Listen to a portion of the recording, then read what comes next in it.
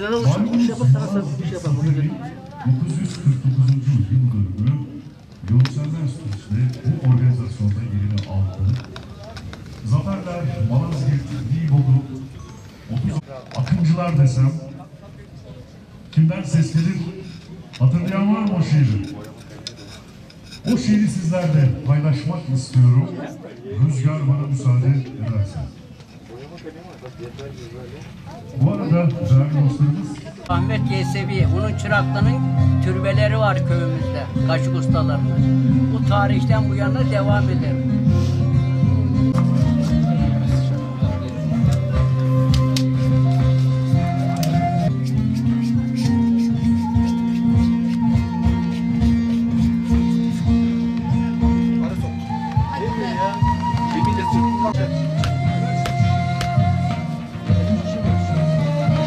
Baştan mı? Ayrı bir ajanslar. Ayrı bir ajans. Adım Sabri Özşahin. Sakarya Taraklı Alballar Mahallesi'nde ikamet etmekteyim. 60 senedir bu işle uğraşıyorum. Bu bizim dede ve babadan öte daha ustalarımız Hoca Ahmet Yesevi'ye denir. Hoca Ahmet Yesevi biliyorsunuz gaşı ilk icat eden adam. O zat o zamandan bu yana Taraklı'nın 4 tane köyü var. Bu işe devam eder. Şimşir, elimdeki şimşir kaşığı. Şimşir kaşığının özelliği bakteri almaz ve üretmez. Şimşir kaşıkla yemek yiyen insanda kati surette mide hastalığı, ağız diş sağlığı sorunu olmaz. Kelbaşa şimşir tarak. Tarağını kullanan insanda saç sorunu olmaz.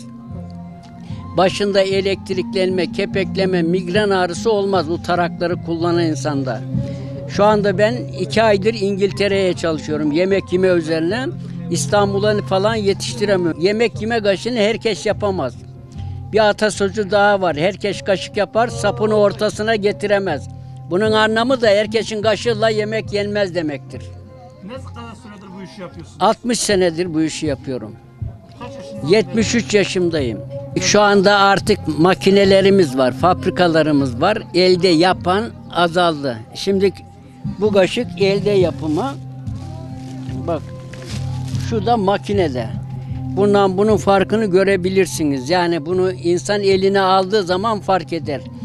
Makine bir yere kadar yapıyor. Benim de fabrikam var. Çocuklar makinede yapıyor. Artık böyle oturup da ayaklarını böyle şey yapıp da böyle oturamıyorlar artık çocuklar. Rağbet fazla ama şey yok yani ustalık böyle elde yapan ustamız yok yani. Onun için bu devam ediyor. Şu anda benim yaptığım kaşıklar bunlar. Şimşir kaşıkları.